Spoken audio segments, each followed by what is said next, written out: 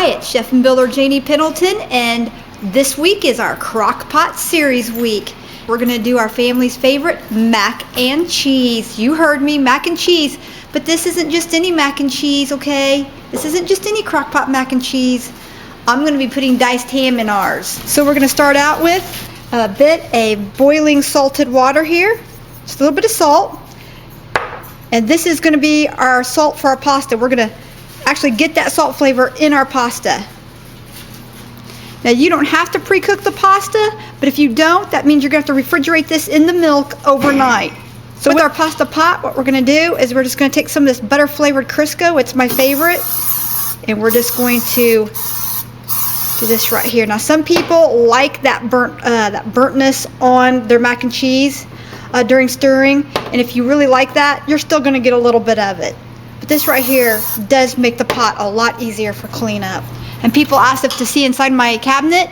You can see I've almost replaced every canned good. Now I've got a couple of cream of mushroom soups here left that we got on sale at the Big Lot store. I think I paid like 40 cents a can or something like that for them. So pickles, soups, cream of celery soups, cream of mushroom soups, mushroom and chicken soups, broths, yeah. Pretty much anything that you would have in your pantry in a can, I've got it now in a canning jar. And I know what's in mine, the good stuff. And I'm going to show you up here. I ran out of places to put my vacuum sealed cookies and stuff. So since I have cabinets that go all the way to the ceiling, I have plenty of cabinet space and cabinet room. Because these are 42-inch uppers and these are 42-inch uppers. And my ceiling goes up 14 feet. So I'm almost wishing I had done that here. I might go back later and get another set of cabinets and put up here just for some more storage. But it takes a little bit more to store canned goods. And then this right here is an actual drawer of what's left of my canned goods here. Okay? Slowly but surely I'm getting rid of it. But you guys asked me about it, and there you go. That's just some of them. All right. And you can see I'm also replacing all my herbs and spices that I can with my own as well. Alright, so the ingredients we're going to need is you're going to need some small elbow macaroni, or just regular size. You don't want to use a pasta that's too big for this recipe. Especially you'll want to go the smaller elbows if you're planning on refrigerating this overnight and not pre-cooking your pasta. And that does work, by the way. And this is going to get cooked on low for 3 to 4 hours, and you're going to stir twice during that time. The first 20 minutes you're going to stir, and you're going to stir about an hour and 20 minutes into it, and then you probably only have to stir it maybe once towards the end. So be sure and write that down and keep that in mind. You do want to do that stirring. But I'm going to speed things up just a little bit, and I wanted a little bit of a salty flavor to my pasta. So I'm going to go ahead and I'm going to pre-boil my pasta. I'm going to use maybe about a third of a block of Philadelphia cream cheese. I'm going to be using unsalted butter. If you use salted butter, then don't add salt to your mac and cheese, because there's plenty of salt in the butter. And there's salt in the Velveeta, and this is Velveeta cheese in here. Okay? We're going to be using about 1/8 of a cup of my gluten-free flour mix, because I have to be gluten-free, or you can just use cornstarch.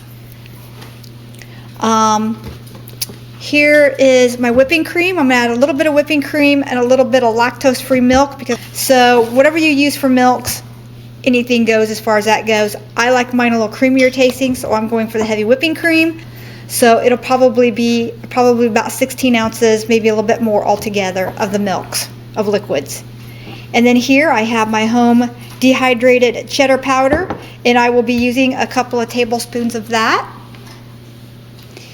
And then here I have some Colby and Monterey Jack cheese. You can go all cheddar or all Colby, that's fine. Colby is, I think, better in this one than cheddar. So that's why I'm doing the mix. This is my favorite mix for mac and cheese. Okay? And we'll probably be putting in probably about 2 cups of this. And lastly, we are going to be adding in some of the Sugardale diced ham.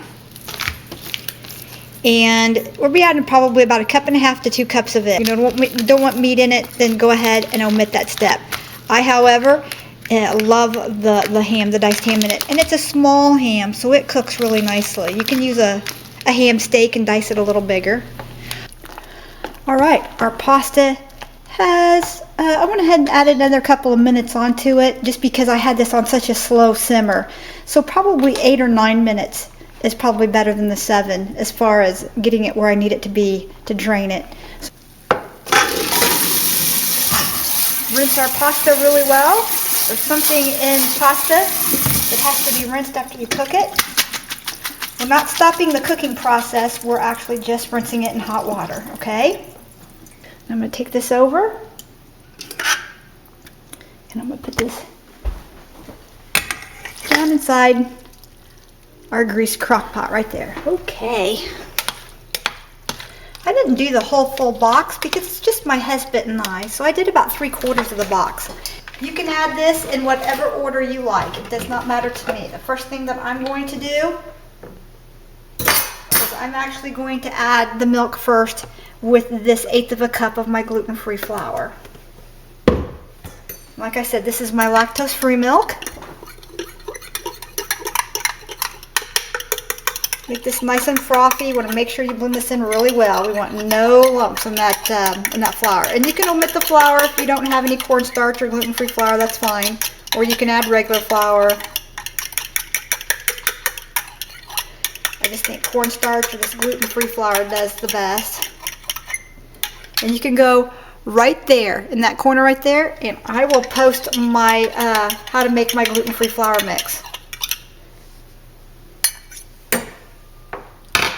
All right, so I'm just gonna put this slurry right here inside of there, just like that right there. And by the way, that was a cup of milk.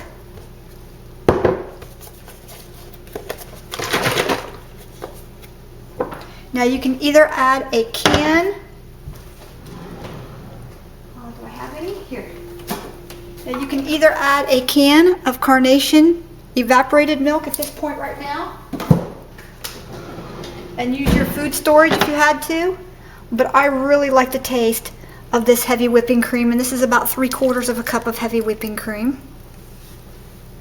Okay, so I need a couple more ounces of actual milk. There, so about another 1/2 cup of milk there, right there. All right, now we have our 20 ounces.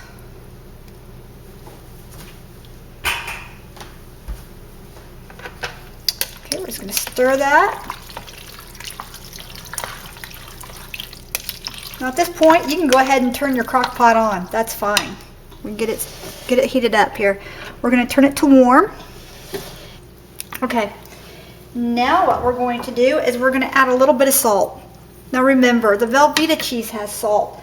The pre-shredded Colby and Monterey Jack cheese has salt. The ham has salt. This cheddar powder might have a little bit of salt in it from the cheddar cheese, so you don't have to add a lot of salt. Plus I salted the water when I made the mac and cheese to make it so this right here had some salt in it. So I'm not going to add much at all. That's it right there. That's plenty. We'll go ahead and add some pepper. Never enough pepper. And this is going to swell up to be about up to here by the time it's done. Because I'm just going to break in and put in about 1/3 of a block of cream cheese. Yes, this is so delicious. Trust me. You don't have to put in quite that much cream cheese, but that's what we like. All right, we're going to lay in here 3 tablespoons of butter. And again, I used unsalted butter. But if, like I said, the butter had salt in it, just lower your amount of salt that you added and other things. Okay, now we've just added enough Velveeta cheese, and I cubed them up as well. We're just going to blend that in just like that right there. Going to blend in that salt and pepper and that butter as well. Now here I have my dehydrated cheddar cheese powder, and I'm going to add, this is the kick. This is my secret weapon right here, okay? I'm gonna add 2 tablespoons. Let's go for 2.5. There you go. 2.5 tablespoons of that. This is one of those things that I just put an oxygen absorber in right here, put on the lid, and I vacuum seal it. So that's just another item that you can vacuum seal, okay? We're gonna blend that in. And my cheddar cheese powder tastes just like the Kraft macaroni and cheese powder. So I'm just saying, it's the good stuff. We're gonna blend that cheese powder in really well. Should give a nice orange color to your milk here.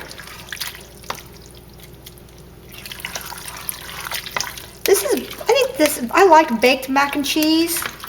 Remember going to all the Girl Scout conventions and the Boy Scout conventions and stuff? Not only did I go when I was growing up, but this was my mom's go-to, taking it when we were little.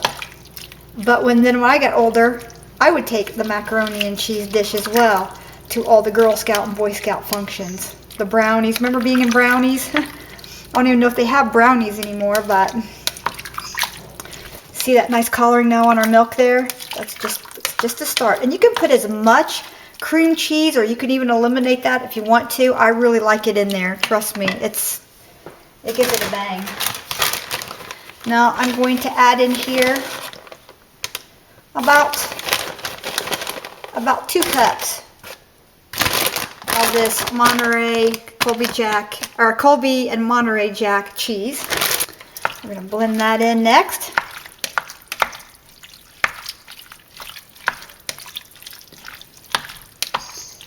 Okay, and if you'd like, you can toss in,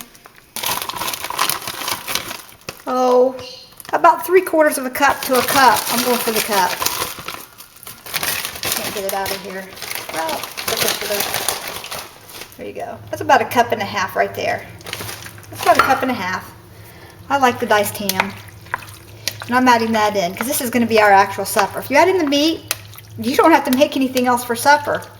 This is it right here. Throw a vegetable in here, some peas or some broccoli, and you've got an entire meal right here. But I like it with the ham. I really do. Got a leftover ham steak from breakfast. Save some off your husband's dinner plate or your dinner plate and chop it up and add it to it. You don't have to, but we're making a meal out of this, okay? And I told you that I was going to show you how I made my crock-pot meals this week. So this is the second in my crock-pot series. I think I've got my ham I made a long time ago. I showed you how I made my ham. I soaked it in orange juice. Oh, that was delicious. You can even soak them in apple juice, okay? So here we have it. That's it. If you want to give it a little more of a kick, you can add a little bit of onion powder or a little bit of your dehydrated garlic powder as well. That's up to you. I'm not adding that today because this is good. I like it. I like my mac and cheese just like this. I am, however, going to add a little bit of parsley. Add a little color. And there we go. And I think I might add just a drop of basil. Just a drop of basil.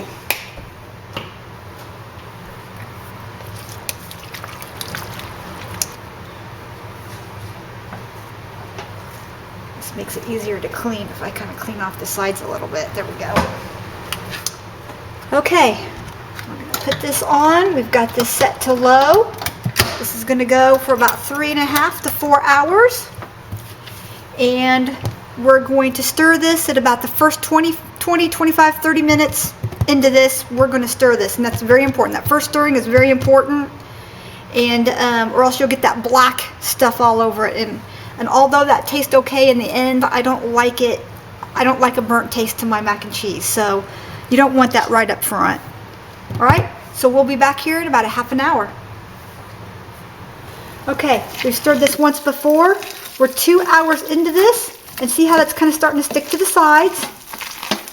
We want to go ahead and we want to get this stirred up again. You can see how nice and thick this is getting. I mean, this is done at this stage. You could eat this right now. That's not a problem. But I like mine to be a little bit more cooked through. to be a little thicker.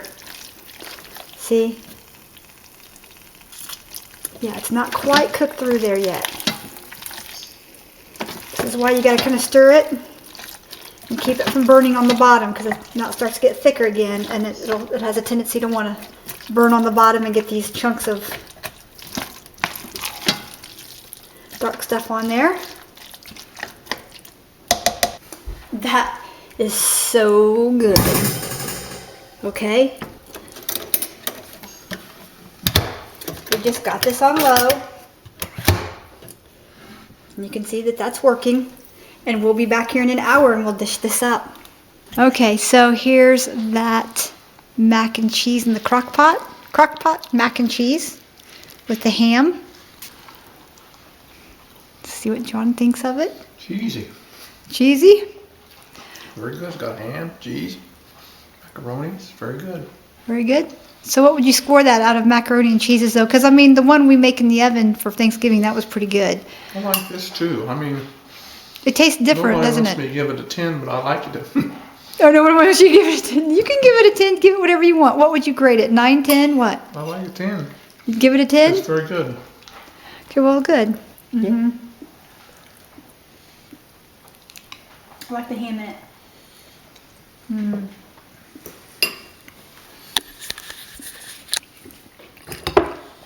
Good job. I would give it an 8. I thought it was good though. Let me try it again. But I would give this a 10, and it was fun to make. It was easy to make, and it was fun to make. So be sure and hit the like button. Be sure and share this video. And if you like it, come back and give me a comment and let me know what you think. Blessings.